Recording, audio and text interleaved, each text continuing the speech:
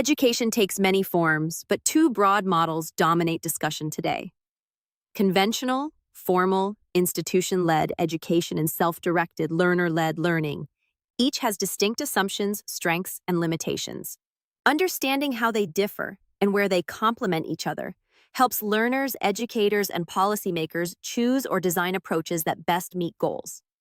Conventional education is structured around institutions, schools, colleges, training programs.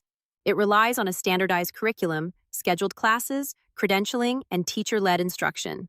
The model emphasizes broad exposure to established knowledge, progressive sequencing of topics, and external assessment through exams, grades, or certifications. Its strengths include access to expert instructors, social learning environments, economies of scale, shared resources and materials, and officially recognized credentials that simplify hiring and further education.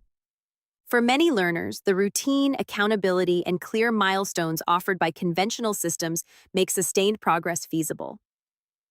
Self-directed learning shifts control from institutions to the learner. It prioritizes autonomy, choosing what to learn, when, how, and at what pace. Motivated learners draw on diverse resources, books, online courses, communities, projects, mentors, and use self-assessment or portfolio-based evidence instead of standardized exams. Advantages include high personalization, learning aligned with immediate goals and interests, flexibility to adapt to changing needs, accelerated mastery in areas of passion, and the development of meta skills such as initiative, critical thinking, and lifelong learning habits. Self-directed learners often become adept at finding and synthesizing information, collaborating in informal networks, and applying knowledge in real-world contexts. Each model has trade-offs. Conventional education can be inflexible. Curricula may lag behind industry changes, individual learner differences can be overlooked, and classroom pacing may not suit everyone.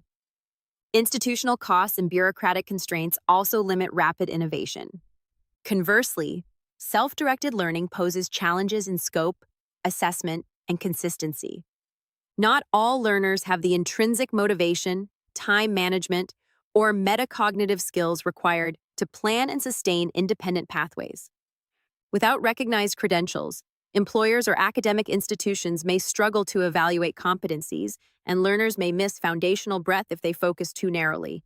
Outcomes depend heavily on context and the learner's goals.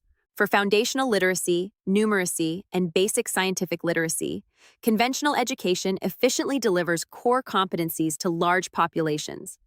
For rapidly evolving technical fields, entrepreneurial pursuits, or creative work, self-directed learning can accelerate relevant skill acquisition and foster adaptability. Combining both approaches often yields the best results.